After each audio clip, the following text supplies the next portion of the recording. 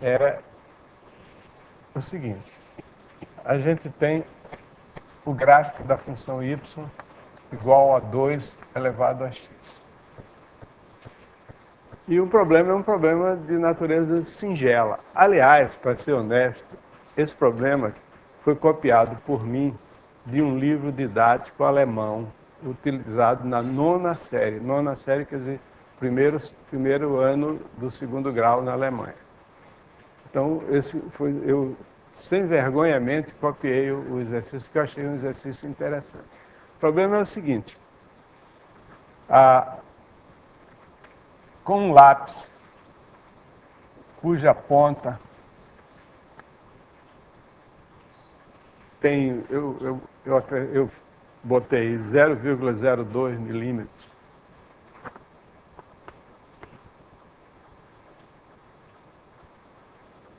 É um lápis com ponta bem fininha, fininha.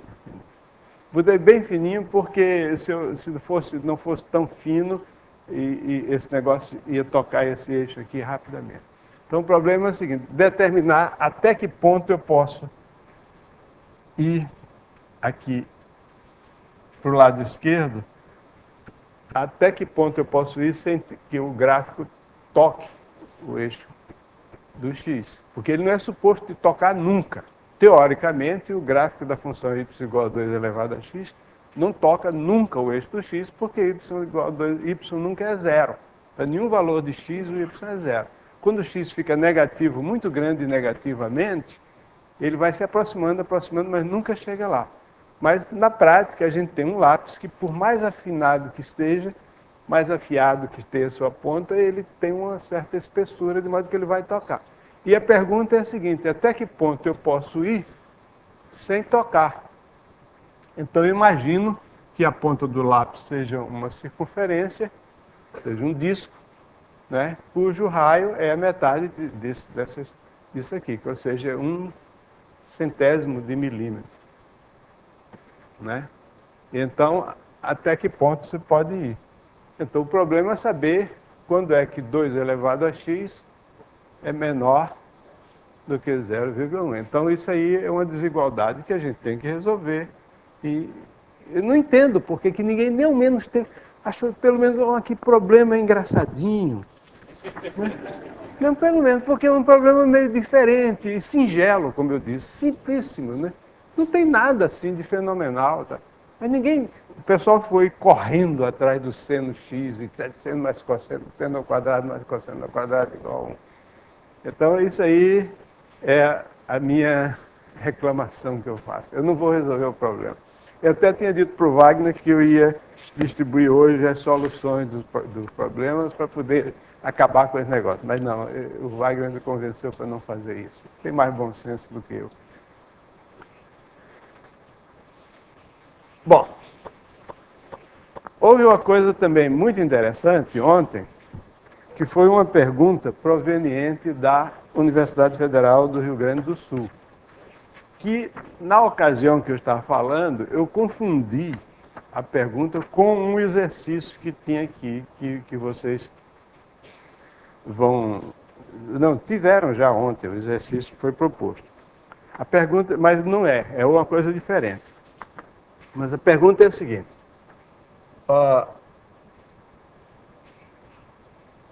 o que significa, eu vou copiar.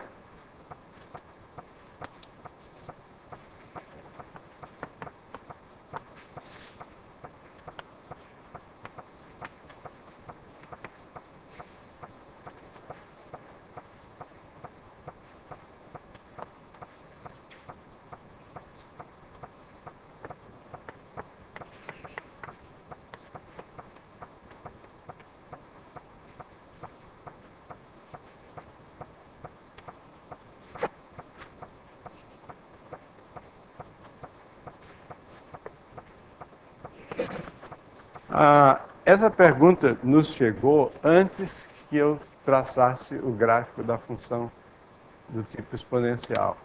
Na verdade, foi motivado pela pergunta que eu disse: eu tenho esquecido de traçar e esboçar o gráfico de uma função do tipo exponencial.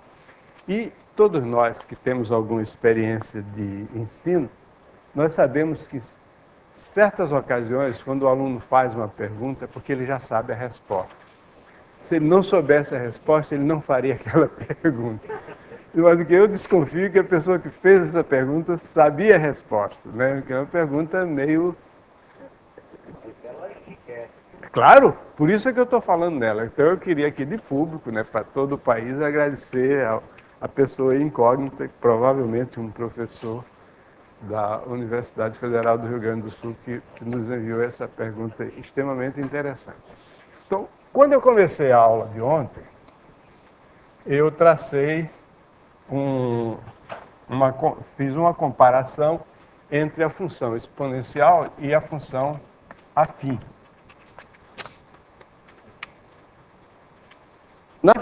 Para a função afim, essa pergunta também é interessante, é extremamente interessante, porque é uma forma geométrica da gente enxergar na função afim aquilo que nós mencionamos ontem, que é o seguinte: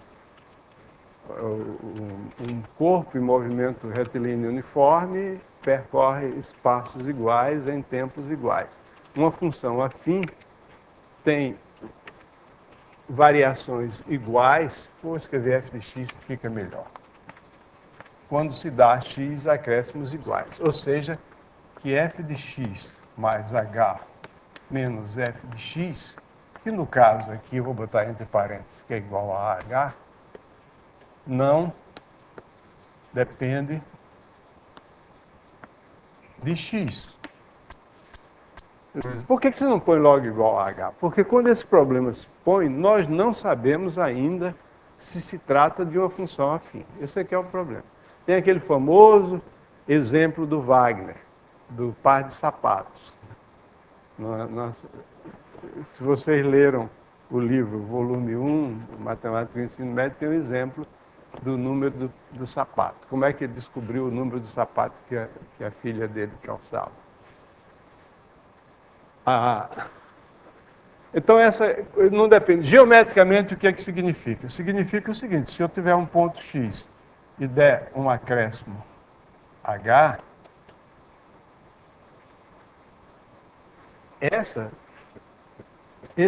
o comprimento desse segmento vertical aqui é que é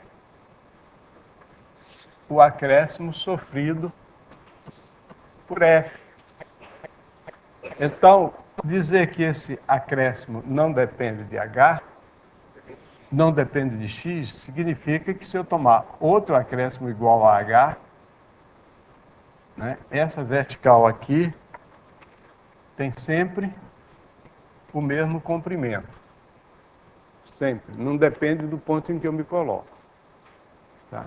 Que é esse comprimento, dividido por H, é a inclinação da reta, que aliás é o número A, claro. AH dividido por H dá A. Pois bem, uma questão análoga se põe, né, aqui no caso da função f de x mais h sobre f de x, que é, sobre o quociente da função f de x. Nós sabemos que o fato de que essa... Bom, eu afirmei ontem, não provei quase nada ontem, que esse quociente depender apenas de h caracteriza a função do tipo exponencial. É a única função que é crescente ou decrescente, depende aí do a ser maior do que 1 ou menor do que 1. Se eu tenho uma função crescente que tem essa propriedade, então é dessa forma. Então a pergunta é, como é que isso se revela no gráfico? Bom, se revela do seguinte modo: é que suponha que eu tenho uma função com essa propriedade. Então, se eu der, num determinado ponto x, um acréscimo h, e depois der, novamente, um acréscimo 2h,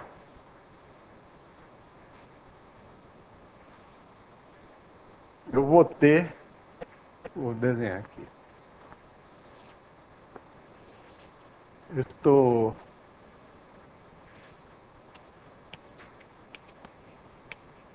traçando um paralelo com o caso da função afim. Então aqui está a minha função do tipo exponencial. Então eu tenho aqui o ponto x, dou a x um acréscimo h, depois dou um acréscimo 2h e poderia prosseguir 3h, 4h, sempre numa progressão aritmética no eixo do x. Então aqui, na vertical, fica determinada a mudança que o f de x sofreu. É claro que agora, quando eu passo de x mais h para x mais 2h, embora o acréscimo dado a x seja o mesmo, o acréscimo que a função sofre não é mais o mesmo. Não é isso? Aliás, essa coisa a gente interpreta dizendo que a variação da função do tipo exponencial é proporcional ao valor da função, não proporcional a x, mas é proporcional ao valor da função. É aquela história do capital aplicado, quer dizer, quanto mais rico a pessoa é, mais ganha, né? Porque o ganho dele é proporcional ao que ele tem. Embora exista em economia um princípio chamado princípio dos retornos decrescentes, que diz que quando se aumenta muito o seu capital, a menos que você faça alguma reengenharia, o retorno não é mais proporcional ao que você tem. Por isso é que as grandes empresas se subdividem, para não ficar muito grande, né? Se diversificam. Bom, mas isso aí já é conversa de professor de faculdade de economia. Então, aqui isso aqui é f de x mais h menos f de x. E esse aqui é f de x mais 2h menos f de x mais h. Então vamos manter h fixo.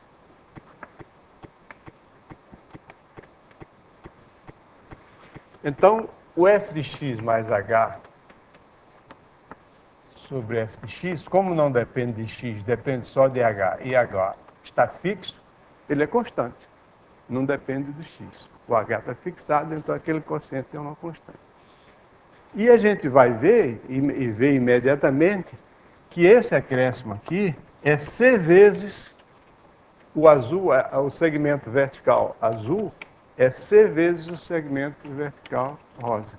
Quer dizer, quando eu vou percorrendo uma progressão aritmética aqui, as diferenças descrevem uma progressão geométrica. Quer dizer, cada um é c vezes o anterior, de razão c. Por quê? O que eu acabei de dizer é o seguinte, que esse quociente aqui, dividido, o numerador é esse, e o denominador é aquela diferença dividida por essa, é igual a c. Então quer dizer que quando eu percorro uma progressão aritmética aqui no eixo x, as diferenças vão descrever uma progressão geométrica. Por exemplo, se eu passasse para 3h, isso aqui,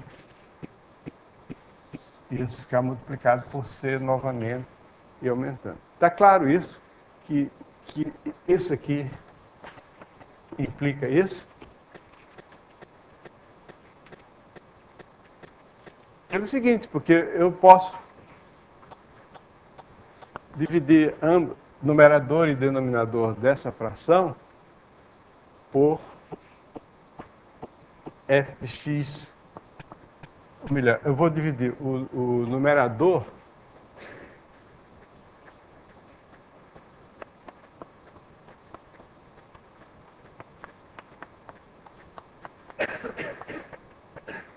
por f de x mais h e vou dividir o denominador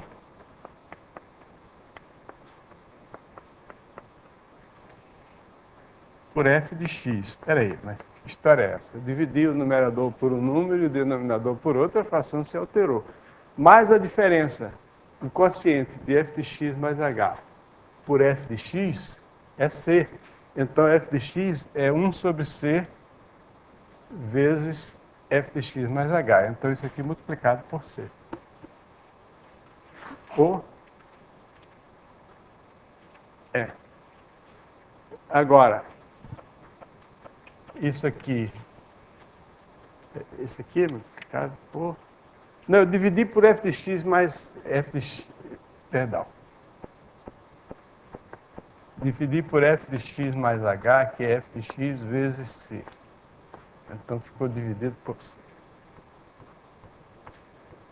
Então isso aqui é c, e isso aqui é c sobre c. Então c dividido por c sobre c dá c.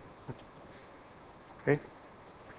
Então essa é a resposta à pergunta feita pelo meu interlocutor da Universidade Federal do Rio Grande do Sul, que eu desconfio que já sabia a resposta.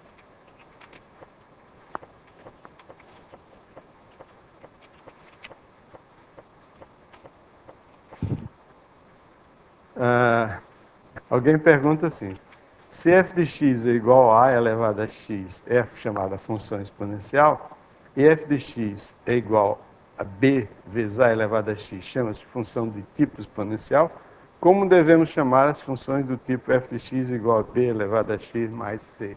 Chama do que quiser.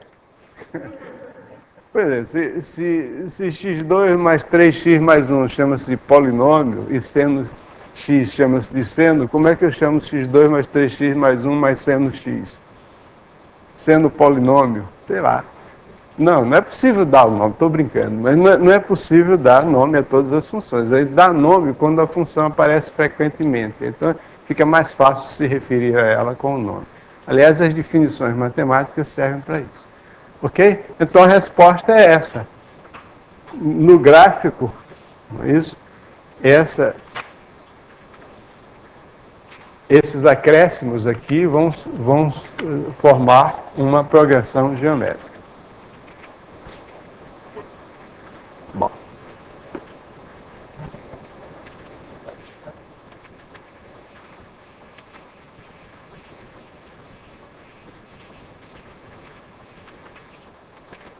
Bom, então hoje nós devemos falar sobre logaritmo. Em geral, no ensino e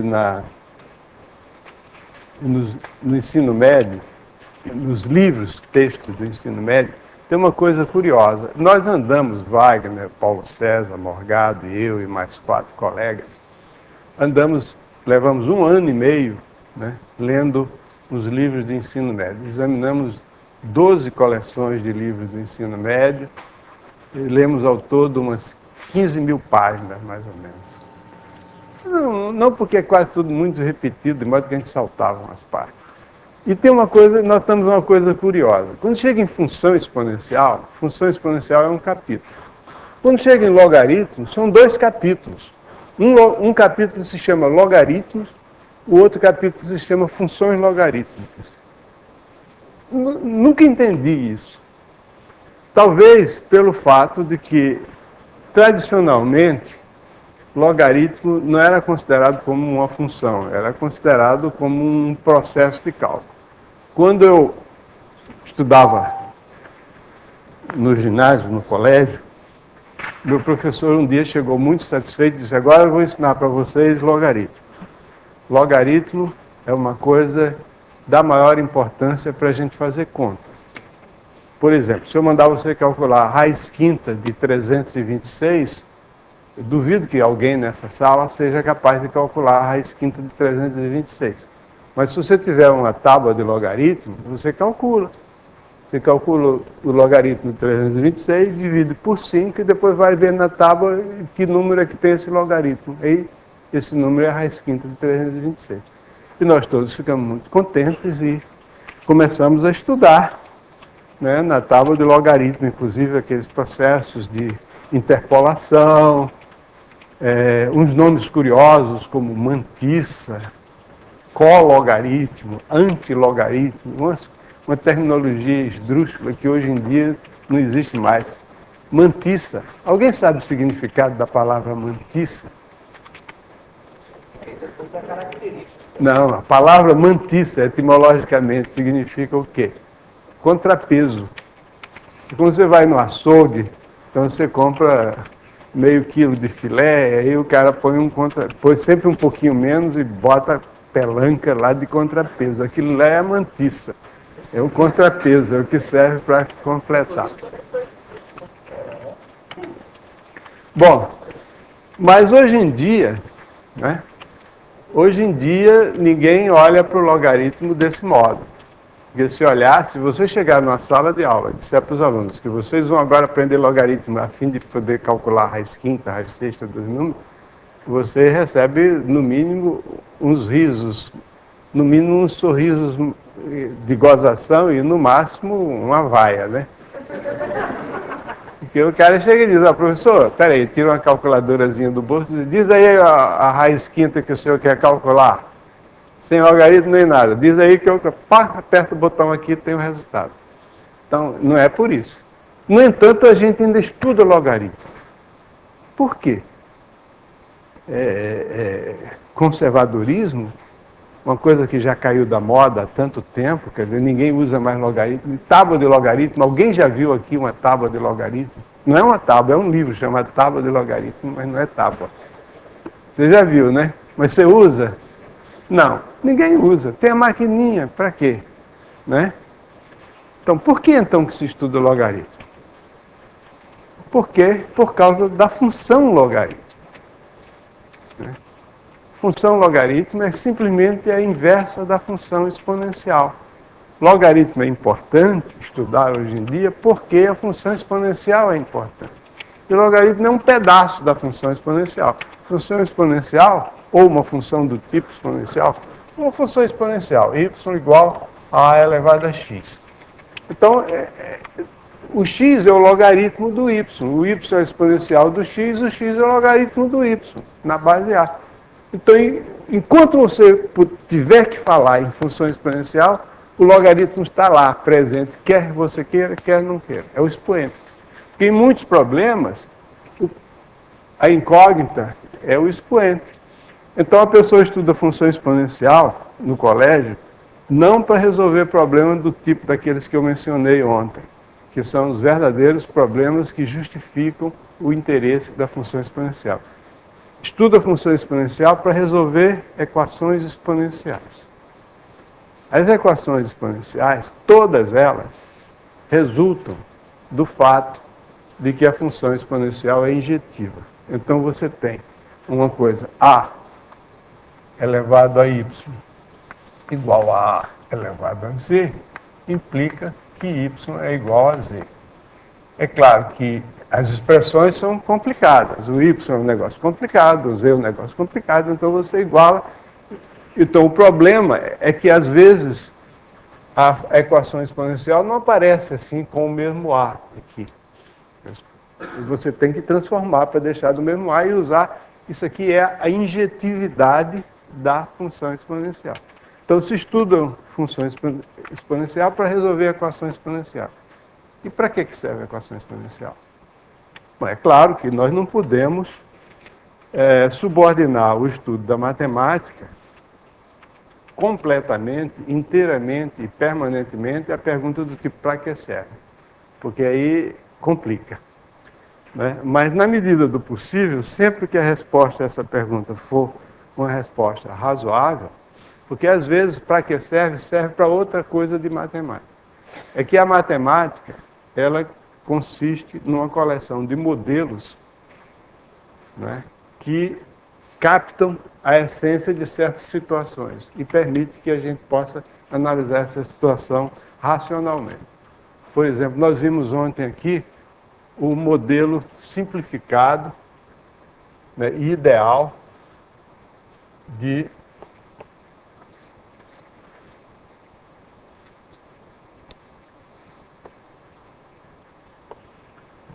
do que acontece no corpo humano. ou no organismo vivo, não precisa ser o corpo humano.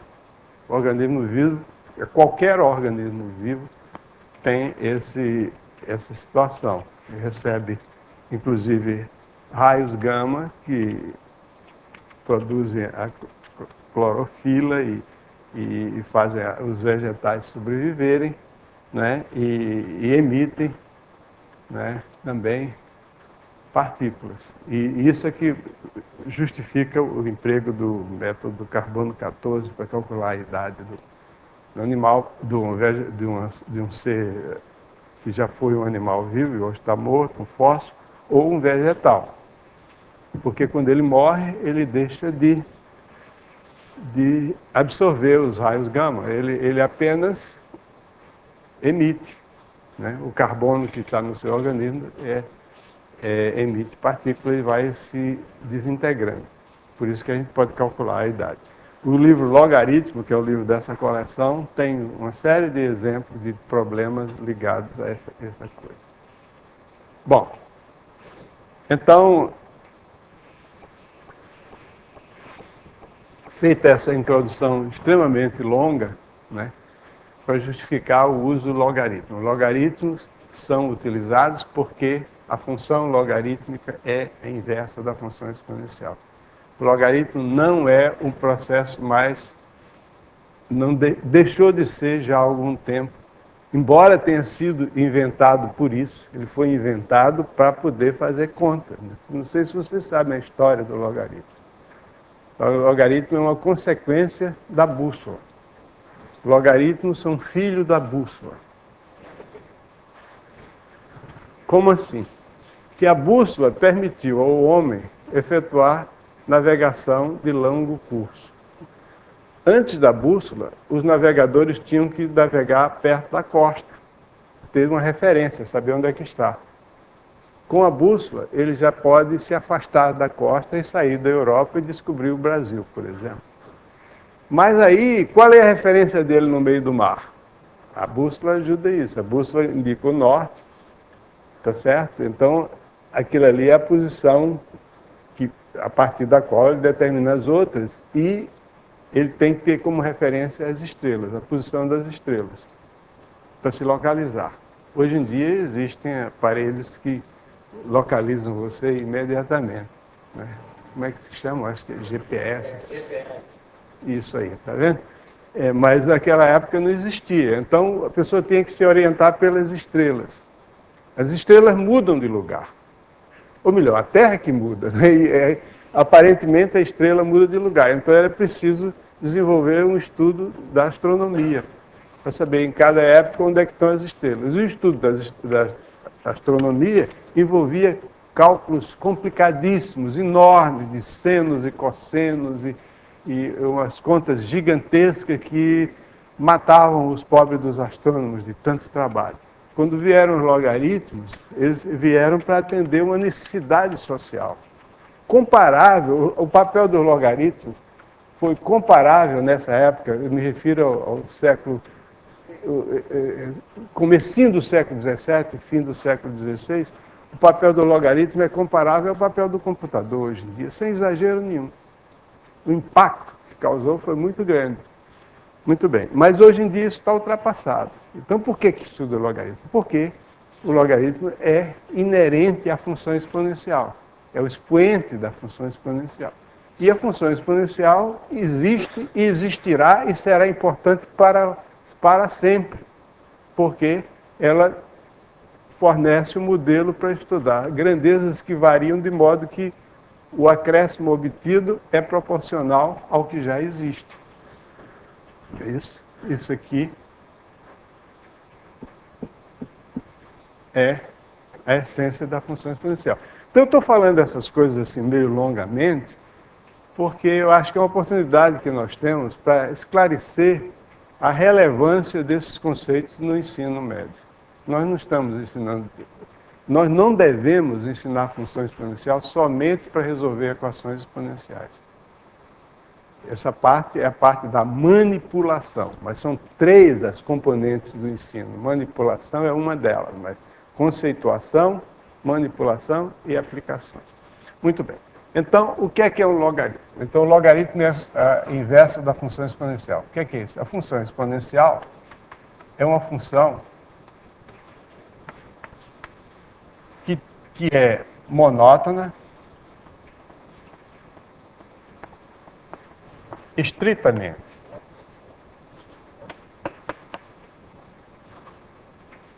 Estritamente monótono, quer dizer, ou é crescente ou é decrescente, mas não é não crescente e não decrescente, quer dizer, não tem pedaços assim, ela cresce todo o tempo. E, em segundo lugar, ela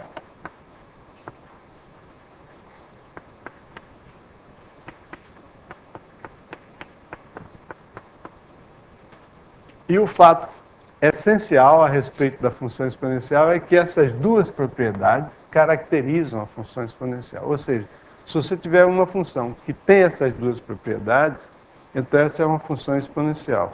E essa é a dica para resolver um problema que tem aqui, né? Que é o problema 2. Dá uma função positiva que tal tem tais propriedades, prove que ela é do tipo exponencial. Então, a maneira de provar é mostrar que ela tem a propriedade que caracteriza a função exponencial. Muito bem. Essa função, ela tem a propriedade, só por aqui já dá para ver que ela tem que ser positiva. Ou ela é idêntica. Existe um caso trivial que... bom, não existe esse caso. Ela é estritamente monótona. Ela tem que ser positiva. Uma função com essa propriedade, obrigatoriamente, só pode assumir valores positivos. Por quê? Porque o f de x tem que ser positivo, porque x é x sobre 2 mais x sobre 2. E por causa da propriedade 2, isso aqui é igual a f de x sobre 2 vezes f de x sobre 2, que é f de x sobre 2 ao quadrado. E quadrado não é negativo. Aí você diz, bom, mas podia ser zero. Mas se fosse zero, será que podia uma função com essa propriedade pode ser igual a zero em algum ponto? Pode ser que o f de x0 seja igual a zero? Isso é possível para uma função com essa propriedade, com essas propriedades?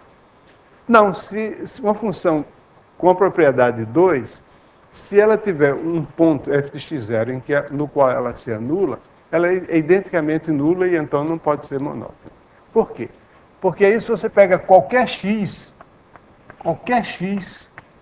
esse x é igual a x menos x0 mais x0. x0 é esse ponto, supostamente a função se anula. Mas aí eu uso a propriedade 2. Isso aqui fica f de x menos x0 vezes f de x0. Mas f de x0 é zero, então é zero. Então a função é identicamente nula. Quer dizer, uma função com essa propriedade, se ela se anular em algum ponto, ela é identicamente nula. O gráfico dela não pode ser uma coisa assim. Não pode ter um ponto onde ela se anula. Se ela se anular em algum ponto, ela é identicamente nula. Entendeu? Então, ela não pode se anular, então isso aqui é um número positivo.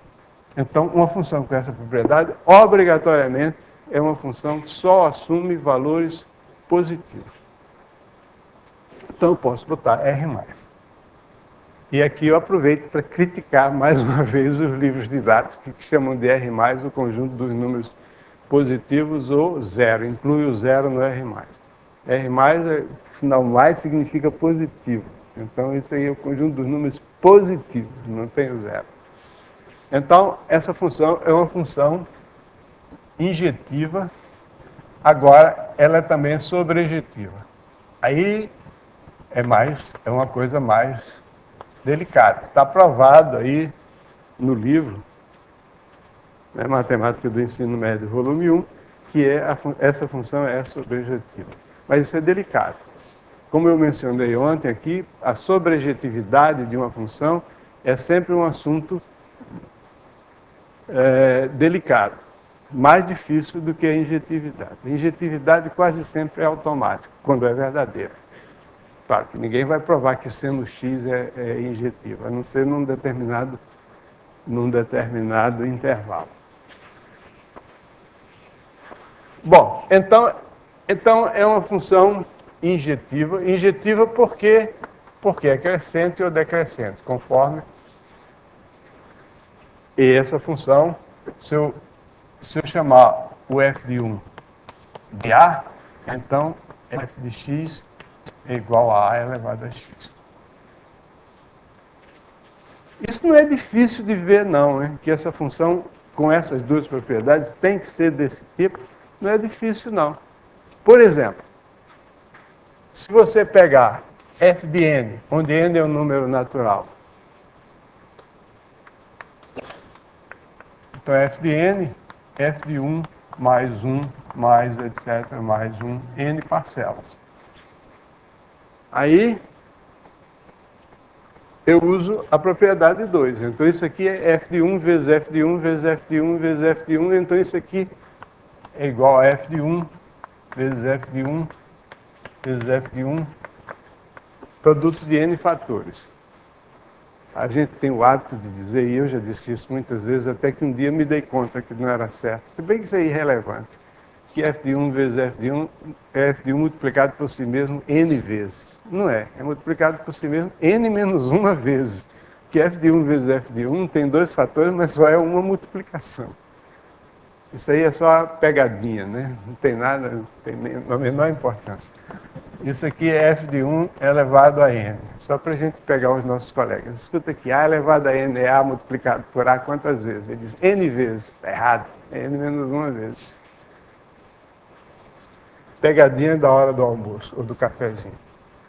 Então, para n natural, se eu chamar o f de 1 de a, isso aqui, f de 1 é igual a elevado a n. E, analogamente, a gente vê que para R racional, o f de R é igual a elevado a R, dentro daquele princípio de que, para manter essa propriedade aqui, o a elevado a R tem que ser R é igual a P sobre Q, tem que ser raiz Q de a elevado a P.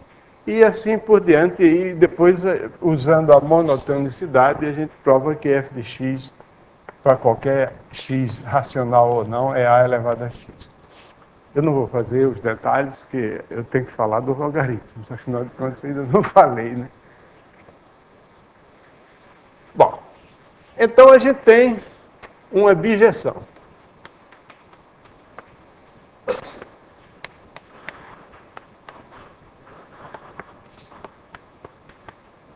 Vamos fixar as ideias, vamos considerar que o A é maior do que 1. Se o A for menor do que 1, vale tudo, só que em vez de crescente é decrescente. Aí. Isso aí é uma bijeção.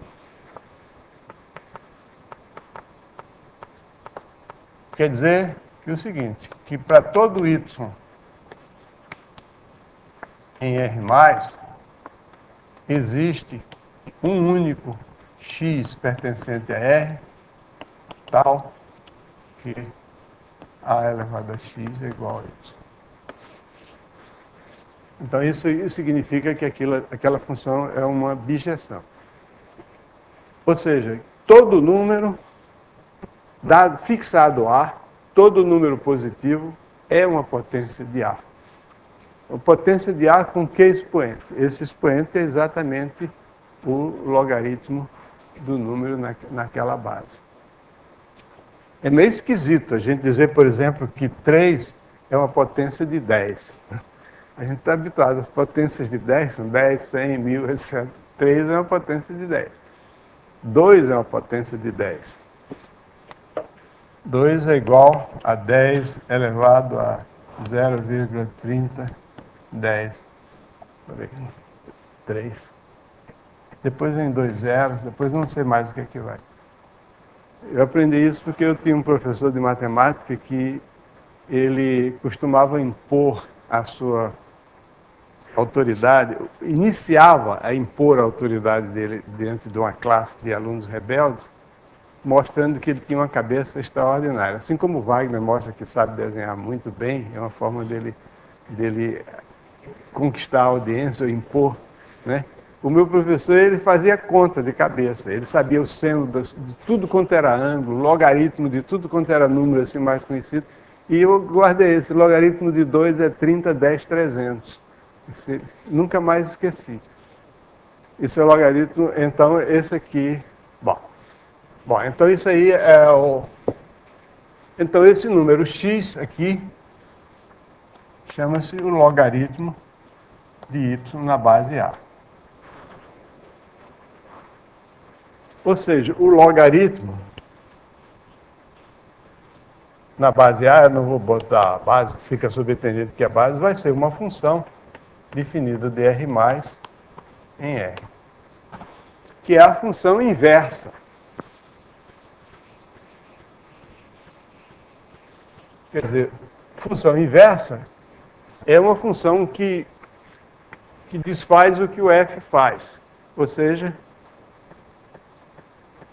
que log de A elevado a x é x. E A elevado a log de y é y. Essas duas igualdades aqui dizem que o log, a função log, composta com a função exponencial, f, essa f a gente poderia chamar de exp. É legal, fica claro. Log composta com exp é igual a identidade. A identidade, a função identidade. E exp composta com log é a função identidade dos números positivos. Isso é uma forma sofisticada de dizer isso aqui. Quer dizer, log do exp é identidade. E exp do log também é identidade. Então, essas duas igualdades aí, elas dizem que a função logarítmica é a função inversa da exponencial. Então, resulta, se eu olhar para esta igualdade aqui,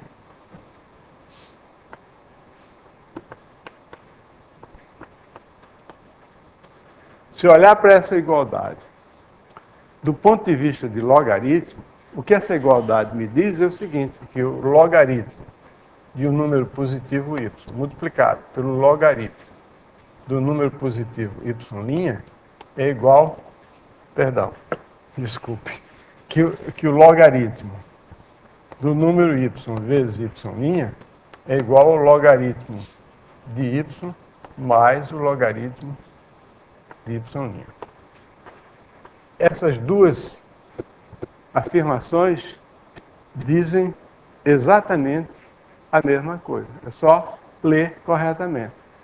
Porque o y é o a elevado a x. E o y' é igual a elevado a x'. Ok? Então, o y vezes y' é isso aqui, y vezes y'. E x mais x' é o logaritmo, né, desse produto. Porque esse produto é igual a elevado a um certo expoente, o expoente é o logaritmo. Então, esta propriedade aqui, na inversa, ela se lê assim. E o logaritmo é, quando A é maior do que 1, uma função crescente. A função logaritmo é uma função crescente, que é a inversa da função exponencial. A função exponencial, para maior do que 1, é assim. A gente sabe que quando a gente quer fazer o gráfico da função inversa, a gente imagina a diagonal, a reta y igual a x, e toma a imagem espelhada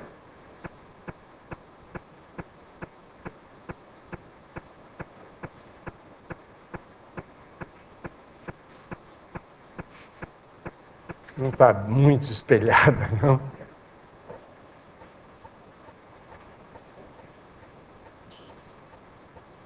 É como se isso aqui fosse a reta y igual a x é o espelho, E essa linha cor-de-rosa é a imagem da linha branca no espelho.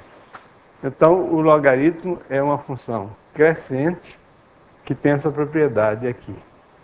E ela é a única função crescente. O logaritmo é simplesmente uma função que transforma produtos em soma. E é por isso que ela ganhou tanta popularidade. E outra coisa, existiu antes da função exponencial. Quando o Noether inventou os logaritmos, naquela época não existia ainda essa notação de expoente, não. A vezes A vezes A vezes A era A vezes A vezes A vezes A, não era A ao cubo. Não existia notação de expoente. Ele teve que se virar para definir os logaritmos. Ele fazia uma progressão aritmética e uma progressão geométrica. E os elementos da progressão aritmética eram os logaritmos dos elementos da progressão geométrica. Então, não existia, nem podia existir função exponencial quando os logaritmos foram inventados, simplesmente porque a notação de expoente não era ainda uma notação utilizada. Bom, o que eu quero dizer é o seguinte, que uma função logaritmo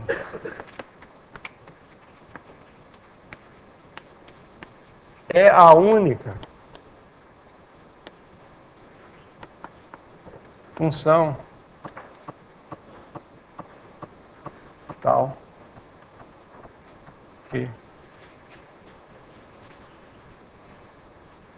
seja A maior do que 1. Então, o logaritmo de base A é a única função crescente tal que o logaritmo de y vezes y' é igual ao logaritmo de y mais o logaritmo de y'. E onde é que o A entra nessa história? Né? E o logaritmo de A é igual a 1. Se é uma função crescente, então só existe, no máximo, um número cujo logaritmo é 1. Se for maior do que esse número, o logaritmo é maior do que 1. Se for menor, é menor do que 1. Né? E existe porque é uma objeção, necessariamente. Então, essas duas propriedades são as propriedades... O que interessa, tudo que você puder dizer sobre logaritmo, se reduz a uma dessas duas coisas, ou as duas juntas. Tudo que você quiser provar sobre logaritmo, resulta aqui. Por exemplo, logaritmo de 1 é 0. Por quê? Porque o logaritmo de 1 vezes y é igual ao logaritmo de 1 mais o logaritmo de y. Mas 1 vezes y é y. Então, o logaritmo de y é igual ao logaritmo de 1 mais o logaritmo de y. Então, o logaritmo de 1 é 0. O logaritmo de 1 é 0. Então, como o logaritmo é uma função crescente, se o logaritmo de 1 é 0, está aqui o 1, o logaritmo dos números menores do que 1, positivos, claro que o logaritmo só está definido para números positivos. Os números menores do que 1 têm logaritmo negativo. Os números maiores do que 1 têm logaritmo positivo. Por quê? Porque a função logaritmo é crescente. E assim vai, quer dizer, tudo que a gente puder afirmar de verdadeiro sobre a função logaritmo, né, resulta daqui. Bom, isso aí é o logaritmo na base A. E se eu tiver o logaritmo noutra base? Tem as bases menores do que 1, isso complica, porque aí fica inverte os sinais. Logaritmo na base 1 menor do que 1 não interessa. Você pode estudar por curiosidade, mas interessa mesmo os logaritmos na base maior do que 1. Mas espera aí, mas tem um número A, e se eu quiser estudar o logaritmo em outra base? Acontece o seguinte, uma função com essas duas propriedades aqui, que são, ela é crescente e transforma produtos em soma, e é por isso que ela foi inventada antes da exponencial, porque a exponencial não simplifica, complica, ela transforma a soma em produtos. Então, do ponto de vista prático, ela é um desastre. Eu queria somar, tomar exponencial, tem que multiplicar. O logaritmo surgiu exatamente porque simplificou a vida dos pobrezinhos dos astrônomos. Né? Por isso que se sabe cálculos astronômicos, ainda hoje se fala isso, cálculos, você tem que fazer cálculos astronômicos, né? Porque aqueles caras tinham que fazer cálculos astronômicos mesmo. Bom, mas aí, se eu tiver duas funções, f e g, de R mais em R, ambas crescentes, e ambas transformam produtos em soma.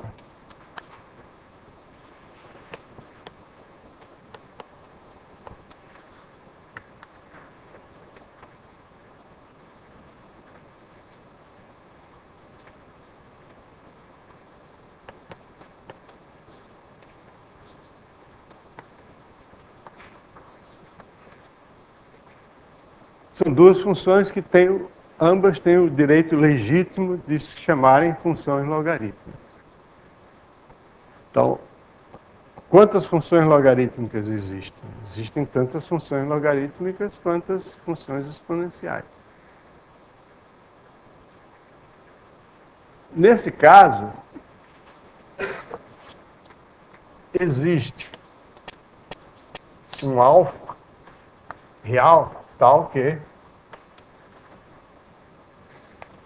o g de x é igual a alfa vezes f de x para todo x pertencente a R+. Ou seja, não há tantas funções logarítmicas assim.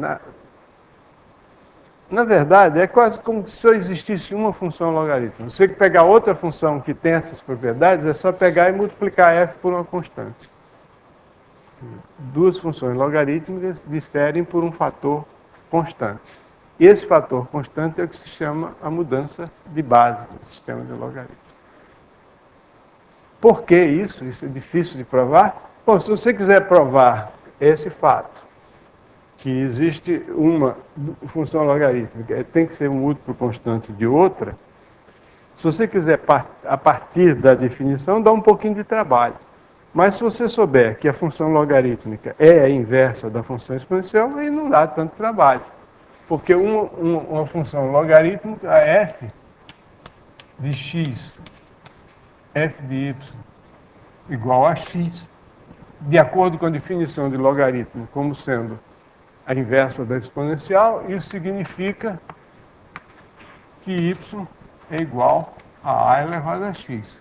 Se a outra função, g de y, é igual a um certo x', isso significa que y é igual a b elevado a x'.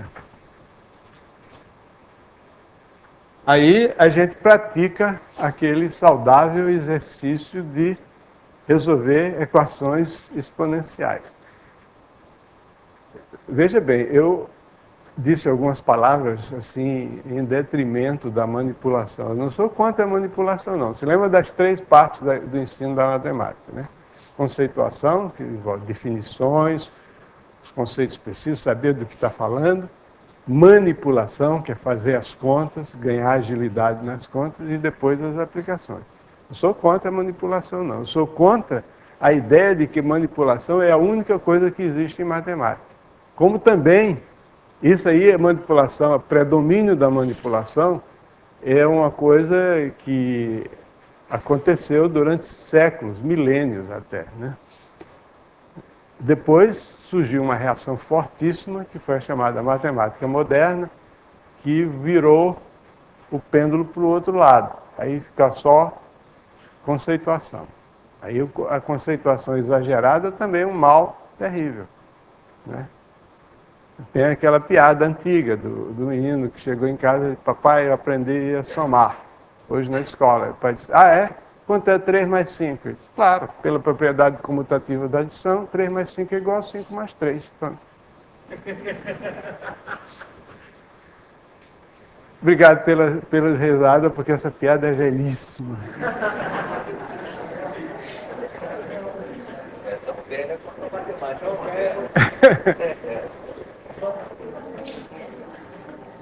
Bom, então eu tenho duas funções logarítmicas. Então, um é o logaritmo na base A, outro é o logaritmo na base B. Aí eu pego o B é igual a elevado a C. Por quê? Porque a função, isso é um dos exercícios aqui, qual a propriedade da função exponencial, etc, etc. É que a função exponencial é sobrejetiva. Então, a função exponencial de base A é sobrejetiva. Então, esse B aqui é uma potência de A. Esse C, naturalmente, é claro, esse aí, o C é o logaritmo de B na base A. Então, isso aqui... Tinha faltado aí, não? Hein? Não fizeram esse estudo. Ele agora esse Ah, tem um X' aqui. Ok? Então, o B é igual a elevado a C, então isso aqui fica A elevado a C, elevado a C, X'. Aí eu disse, voltando para aquela minha frase, a minha expressão meio assim, sarcástica, né? Praticar o saudável exercício de resolver equações exponenciais, é assim que a gente resolve equações exponenciais. A elevado a x é igual a elevado a x é igual a elevado a c x'. Então, como a função exponencial é injetiva, e essa propriedade, a injetividade, que é raramente mencionada nos livros, é quando exatamente ela que justifica a conclusão de que o x é igual a cx', e daí a gente obtém o x a partir do x', o x' a partir do x. Tá? E exatamente esse C aqui, que na verdade eu devia ter chamado de alfa, né? Para ficar de acordo com a que eu mencionei ali. Quer dizer, isso mostra que há duas funções logarítmicas, uma é um múltiplo da outra. Então isso significa, né, que o F e o G estão relacionados. O X aqui é o F de Y igual a C vezes G de Y. Então isso prova a unicidade, né, da função logarítmica. Duas funções logarítmicas, uma é múltiplo da outra, um múltiplo constante da outra. Agora, se duas funções logarítmicas, quaisquer, são sempre uma ou múltiplo da outra, quer dizer, a gente pode pensar na função logarítmica, a gente pode retornar aos tempos do Napier. E o que é uma função logarítmica? É uma tábua. É uma tabela em que você tem uma lista de números positivos de um lado e os seus logaritmos.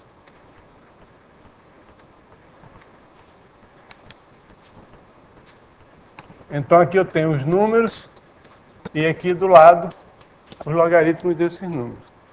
Isso aqui é uma função. A função é isso, afinal de contas. A função é uma tabela que você tem, dado x, que é calcular o f de x. Então isso aqui, a tábua de logaritmo é o verdadeiro gráfico da função logarítmica. Você tem os pares, x e f de x.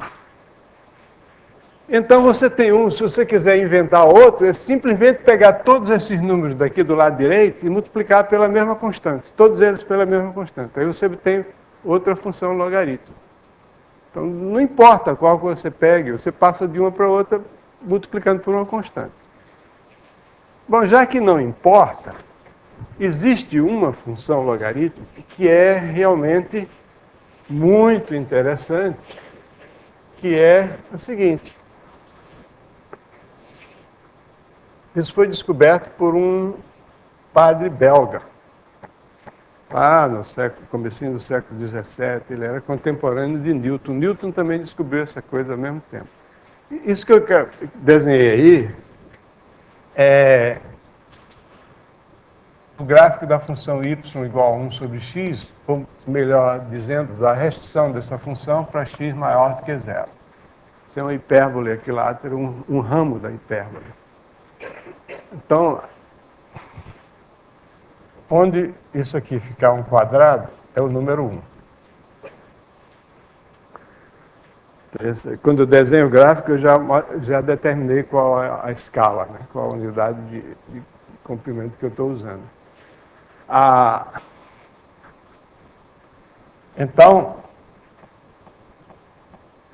se você tiver um número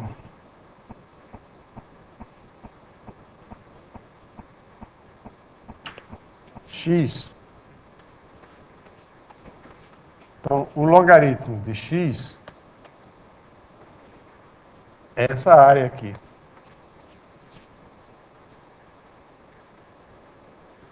Não, peraí, que logaritmo de x é esse? Bom, o logaritmo de x é um logaritmo numa base que eu ainda não disse qual é, mas é uma função, isso aqui é uma função que tem essas duas propriedades. Ela é crescente e logaritmo do produto igual à soma dos logaritmos. Só faltou dizer, e se o x for menor do que 1? Se eu tiver um x' menor do que 1, o logaritmo de x' é a mesma área, só que com sinal negativo. Então, para lá, positivo, para cá é negativo. E a verificação de que vale essa propriedade aqui, não é nada do outro mundo, não tem nada difícil, não.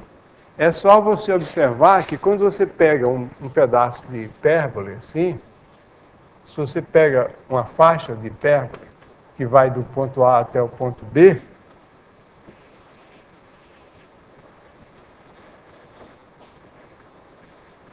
e você multiplicar tanto A como B pelo mesmo número K, essa área, a área dessa faixa que vai de A até B é igual à área da outra. Isso intuitivamente é bastante aceitável, porque, por exemplo, se eu pegar um K maior do que 1, aí os comprimentos na horizontal, quando eu for daqui para aqui, ficam multiplicados por K. Mas em compensação, como isso aqui é y igual a 1 sobre x, na vertical ele fica dividido por K. Porque quando eu substituo x por K vezes x, 1 sobre K vezes x é igual a 1 sobre K vezes 1 sobre x. Grande coisa. Então, quer dizer, na vertical, as distâncias ficam divididas por K. Então, como a área é o produto da base pela altura, então K vezes 1 sobre K dá 1. Então, essa área aqui é igual a essa. E é isso que dá, e eu não vou dar mais detalhes, por dois motivos. Primeiro, que falta só 1 minuto para terminar a minha hora. E segundo, porque está no livro, eu quero ver se vocês se dispõem a olhar no livro. Isso aí imediatamente mostra que essa definição aí é a definição de uma função logarítmica. Ou seja, log de xy é log de x mais log de y. E qual a base dessa definição? A base é um número cujo logaritmo é 1. Pô, esse aqui é a base do sistema de uma função logarítmica. É um número cujo logaritmo é 1. Então você tinha aqui um número de tal modo que essa área seja 1. Esse número é um número que entre 2 e 3, na verdade mais perto de 3 do que de 2, é 2,7 alguma coisa. Esse número é chamado número E. É um número tal que essa área aqui é igual a 1. Esse sistema de logaritmo é o sistema mais empregado porque a função exponencial a função do tipo exponencial mais comum é essa função aqui. Não que ela seja uma função diferente das outras, porque isso aqui é igual a mesma coisa que b vezes a elevado a x, onde a é igual a e elevado a alfa. Então isso é uma função exponencial, só que a maneira de escrever, dado qualquer a, eu escrevo a como e elevado a alfa, onde alfa é o logaritmo de a na base e. E a vantagem de escrever assim é que essa função aqui, ela põe em destaque esse coeficiente alfa. Esse coeficiente alfa aí é exatamente a taxa de crescimento instantâneo da função. é a derivada da função. Então, por isso é que as pessoas preferem usar a função exponencial de base E. Só por isso. Fora isso, não tem problema. Você pode usar qualquer base, dá no mesmo. Você passa de uma para outra assim. Tá? Ué, Ah, estavam 5 exercícios para hoje à tarde. quais são? São os...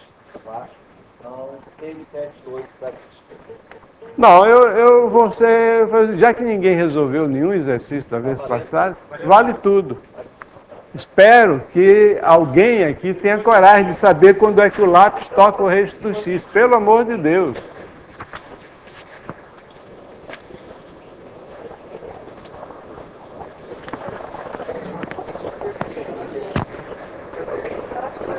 Ih, cara, ó.